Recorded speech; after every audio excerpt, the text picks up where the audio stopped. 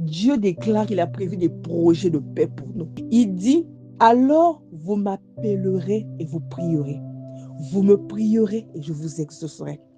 Vous me chercherez et vous me trouverez. Il dit qu'il a des projets de paix pour nous.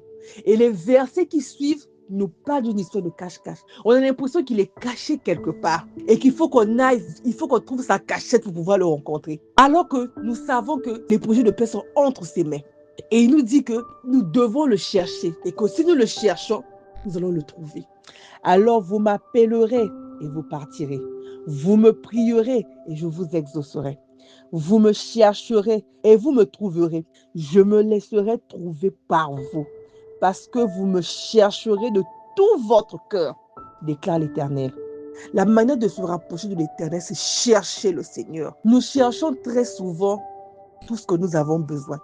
Nous cherchons très souvent nos besoins matériels, nos désirs. Nous cherchons rarement le Seigneur. On nous demande de le chercher. Chaque fois que nous sommes dans sa présence, comme a dit la sœur Rénia, c'est pour nos désirs, pour nos besoins. Jamais on prend juste un temps pour le rendre gloire.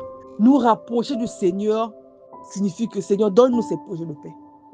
Mais alors que là, après avoir dit qu'il y a des projets de paix pour nous et non de malheur, il nous dit, vous me chercherez et vous me trouverez, parce que vous me chercherez de tout votre cœur.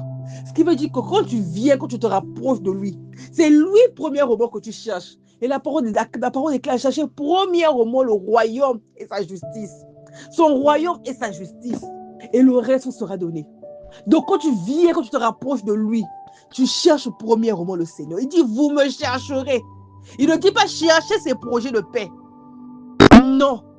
Il dit, vous me chercherez. Alors lorsqu'on se rapproche de lui, lorsqu'on vient vers lui, lorsqu'on se rapproche du Seigneur, c'est lui qu'on cherche premièrement, de tout notre cœur. On met de côté tout ce qu'il a dit, les projets de paix. On se concentre sur lui. Et c'est là où ça rejoint ce verset qui dit qu'on cherche premièrement le royaume et sa justice. D'abord lui. Parce que là, il dit que vous me chercherez. Il parle de lui, de sa présence, de sa personne. On le cherche lui pour qu'on puisse découvrir quels sont ses désirs, ce qui lui plaît. On le cherche lui d'abord, lui. Il ne dit pas que chercher les projets de paix, alors qu'il en parle en amont. Mais il dit que j'en ai pour vous ces projets de paix. J'ai des projets de paix pour vous. J'ai prévu de bonnes choses. Je suis un bon père. C'est ce que ça veut dire.